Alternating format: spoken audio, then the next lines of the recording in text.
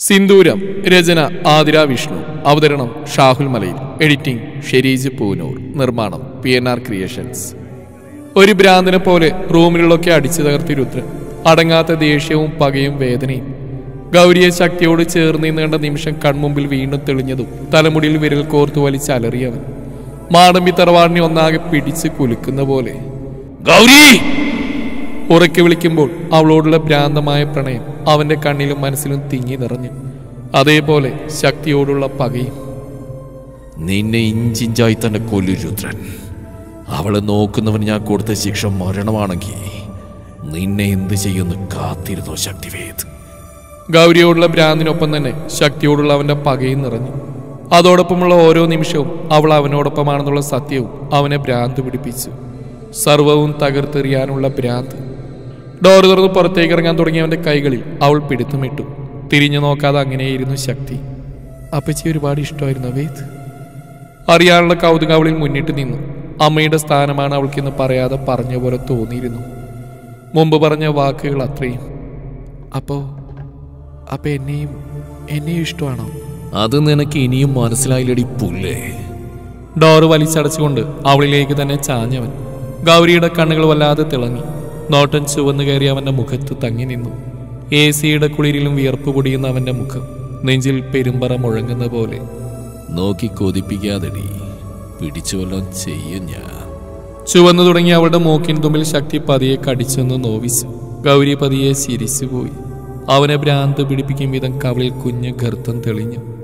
അടുത്ത നിമിഷം അവളിലേക്ക് ആഴ്ന്നിറങ്ങാൻ തുടങ്ങിയവന്റെ അധരങ്ങളിൽ വെച്ച് തടഞ്ഞവൾ. ശക്തിയുടെ കണ്ണുകൾ കൂർത്തുപോയി. വിലയിട്ട് വാങ്ങിയതാന്ന് പറഞ്ഞു ചോദിക്കുമ്പോൾ ഗൗരിയുടെ കണ്ണുകൾ പിടഞ്ഞു. നെഞ്ചം തുടികൊട്ടി ഉയർന്നു. അതെ, വിലയിട്ട് തന്നെ കിട്ടിയതാ. ശക്തിയുടെ പ്രാണന്റെ വില ശക്തി തന്നെയാ തീരുമാനിക്കുന്നത്. പിന്നെ എന്ത് ചെയ്യണമായിരുന്നു? ആ താടകം നിന്നെ എനിക്ക് കൈപ്പിടിച്ച് തരില്ല. ഒരു നേരം കണ്ട എൻ്റെ കൂടെ നീ ഇറങ്ങി വരുമോ? അതുമില്ല. പിന്നെ എന്ത് ചെയ്യും? നിന്നെ തട്ടിക്കൊണ്ടുപോകുന്നതിനെ കുറിച്ച് ചിന്തിച്ചിരുന്നപ്പോഴാ അയാൾ ആ പൊതിയും പൊക്കി പിടിച്ചു വരുന്നത്. അതാ ഞാൻ എൻ്റെ പ്ലാനൊക്കെ മാറ്റിയത്. അവൻ പറഞ്ഞ് മനസ്സിലായി വരാൻ അവൾക്ക് സമയമെടുത്തു. കണ്ണുകൾ വിടരുകയും ചുണ്ടുകൾ പുഞ്ചിരി പൊഴിക്കുകയും ചെയ്തു. എനിക്ക് നിന്നോട് പ്രണയമല്ല ഗൗരി, മോർ ദാൻ സംതിങ്. ഭ്രാന്ത്. ഗൗരി കുറുമ്പോടെ പറയുന്ന കേട്ടതും ശക്തിയുടെ ചുണ്ടിലായി ഭംഗിയുള്ള ഒരു കള്ളച്ചിരി വിരിഞ്ഞു. നീ അങ്ങനെ പറയുമ്പോഴാടി എനിക്ക് ഭ്രാന്ത് പിടിക്കുന്നത്. കൈ പിടിച്ച് മാറ്റിക്കൊണ്ടവൻ അവളിലേക്ക് ആഴ്ന്നു. ഭ്രാന്ത് പിടിച്ച പോലെ അവളുടെ അധരങ്ങൾ മാറി മാറി നുണഞ്ഞു. ഇരുഹൃദയവും ഒരുപോലെ തുടിച്ചു. ചുണ്ടിൽ നിന്നും കിതപ്പോടെ വേർപ്പെട്ടുകൊണ്ടവൻ അവളുടെ കഴുത്തിലേക്ക് മുഖം അമർത്തി വെച്ചു. ഇങ്ങനെ നമ്മൾ മാത്രം മതി ഗൗരി, ഞാനും നീയും മാത്രം. ഇല്ലെങ്കിൽ എനിക്ക് ദേഷ്യം വരും. നീ പറഞ്ഞ പോലെ ഭ്രാന്ത് പിടിക്കും.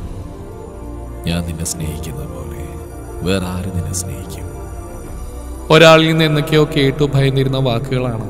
പക്ഷെ അത് അത്രയും പ്രിയപ്പെട്ടവൻ ആവർത്തിക്കുമ്പോൾ മാത്രം അവളിൽ പ്രണയം നിറഞ്ഞു. അവന്റെ ഭ്രാന്തിനോട് പോലും അടങ്ങാത്ത ഹൃദയം നിറഞ്ഞു തുളുമ്പിപ്പോകുന്ന പോലൊരു പ്രണയം. അത്രയും കരുതലോടെ വിലപ്പെട്ട നിധി എന്നതുപോലെ അവൾ അവനെ പൊതിഞ്ഞു പിടിച്ചു. ഇനി പഴയതുപോലെ എഴുന്നേറ്റ് നടക്കാനൊന്നും കഴിയാൻ തോന്നില്ല. വലത് കൈക്ക് നല്ല പൊട്ടലുമുണ്ട്. ആ കയ്യിനി അനക്കാൻ പറ്റില്ല. ഡോറ് തുറന്ന് പുറത്തേക്ക് ഇറങ്ങി വന്നൊരു ഡോക്ടർ പറഞ്ഞതും മാലിനിയും ഹരിയും തളർച്ചയോടെ ഡോക്ടറെ നോക്കി.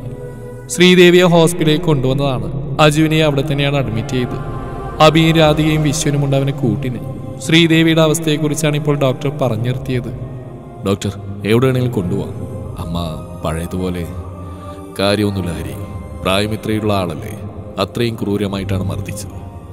രുദ്രം വിളിച്ചു പറഞ്ഞുകൊണ്ട് മാത്രം കേസാക്കാതിരുന്ന എന്തായാലും ഒരാഴ്ച ഇവിടെ അഡ്മിറ്റ് ചെയ്യേണ്ടി വരും.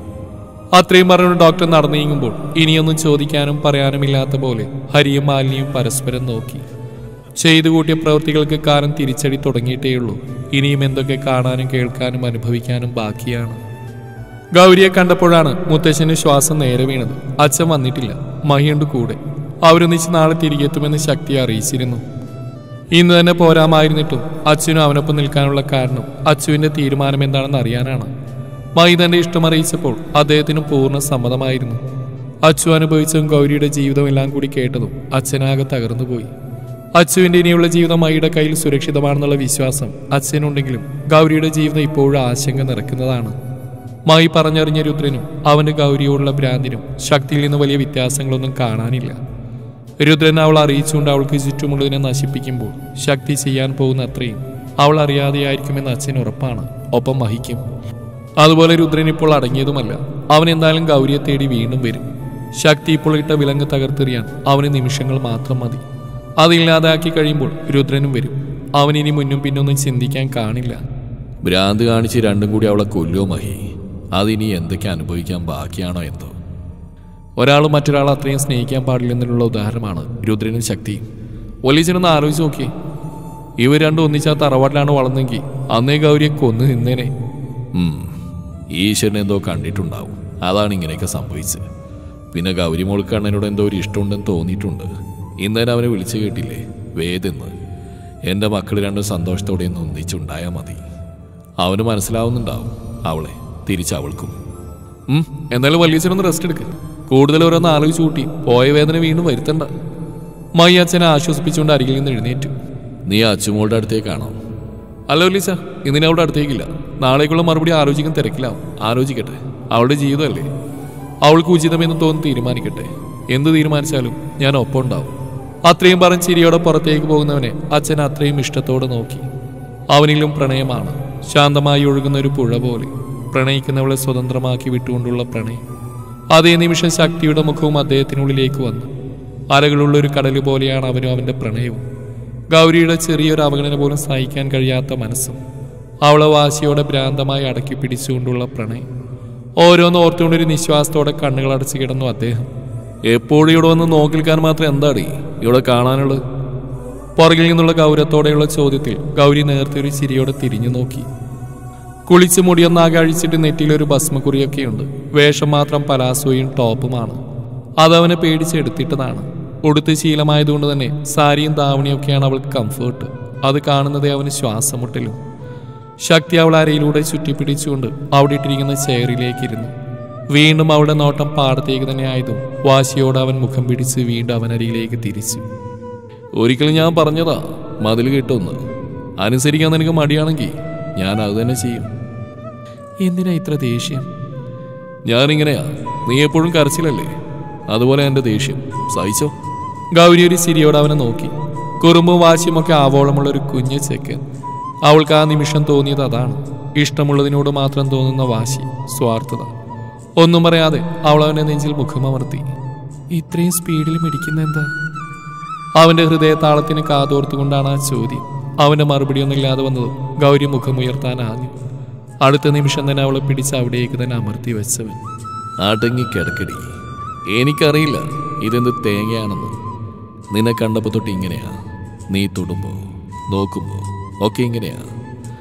ആദ്യമൊക്കെ ദേഷ്യം വരുമായിരുന്നു, എൻ്റെ മിടിപ്പിനെ സ്വാധീനിക്കാൻ മാത്രം നീ ആരാണെന്ന്.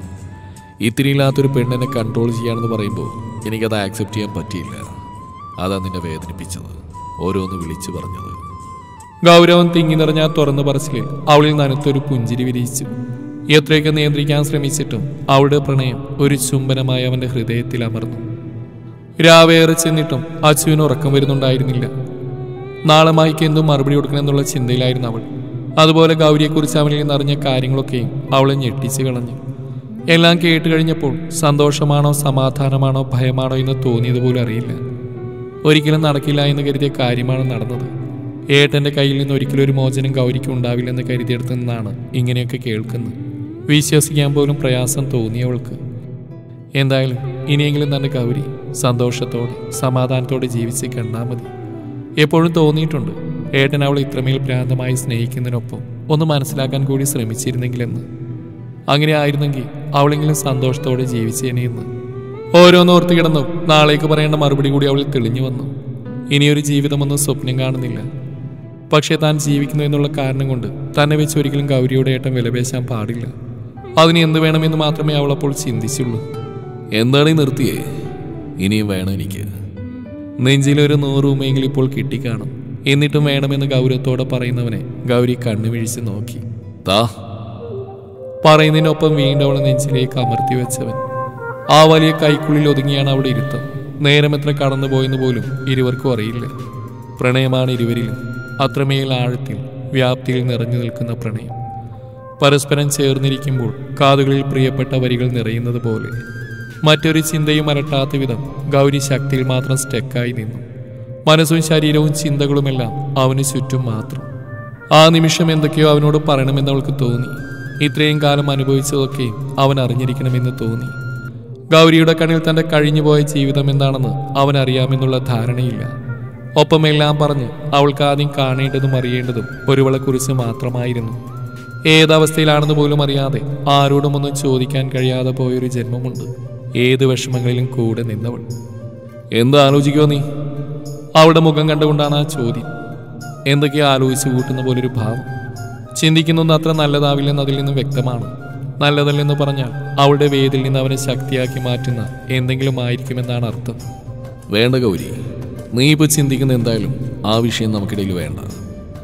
അതിനെല്ലാം കാരണം ഞാനാണ്. ഞാൻ നിന്നെ കാണാൻ വൈകിപ്പോയത് മാത്രമാണ്. നിന്നെ സംരക്ഷിക്കേണ്ടത് എൻ്റെ ഉത്തരവാദിത്തമായിരുന്നു. നീ അവിടെ നിസ്സഹായായിരുന്നെന്ന് എന്നോളം മറ്റാർക്കും മനസ്സിലാവില്ല. ഗൗരവത്തോടെ അത്രയും പറഞ്ഞ് നെഞ്ചിലേക്ക് അമർത്തി വെക്കുന്നവനെ ഗൗരി ആശങ്കയോടെ നോക്കി. താൻ അനുഭവിച്ചതിനെയെല്ലാം അവൻ തന്നെ കാണാതെ പോയതുകൊണ്ടാണെന്ന് വിശ്വസിക്കുന്നു. ആ ചിന്ത പോലും അവനുള്ളിൽ തൻ്റെ സ്ഥാനം എന്താണെന്ന് ഗൗരിക്ക് മനസ്സിലാക്കി കൊടുത്തു. ഹൃദയം വിങ്ങുന്ന പ്രണയത്തോടെ അവൾ അവനെ ഇറുകെ പണർന്നു. ഈ ഭ്രാന്തനെ കിട്ടാൻ ഗൗരിക്ക് ഇപ്പോഴാ ഭാഗ്യമുണ്ടായത്. പറയുമ്പോൾ സങ്കടം കൊണ്ട് അവളുടെ ശബ്ദമിടറി. തന്നിലേക്ക് വൈകി വന്ന വസന്തമാണവൻ. മുമ്പ് പറഞ്ഞ പോലെ എന്തെങ്കിലും ഈ ഗൗരിയെ വേണ്ടെന്ന് തോന്നിയ ഈ കൈ കൊണ്ട് തന്നെ കൊന്നേ. ഇമാതിരി വർത്തമാനല്ല നല്ലതെന്ന് എനിക്ക് പറയാനില്ലടി.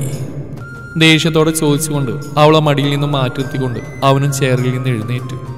തന്നിലും ഇരട്ടി വീതിയും വലിപ്പമുള്ളവനെ ഗൗരി കുറച്ച് പേടിയോടെ നോക്കി. ദേഷ്യം കൊണ്ട് ആ മുഖം ചുവന്നു പോയിട്ടുണ്ട്.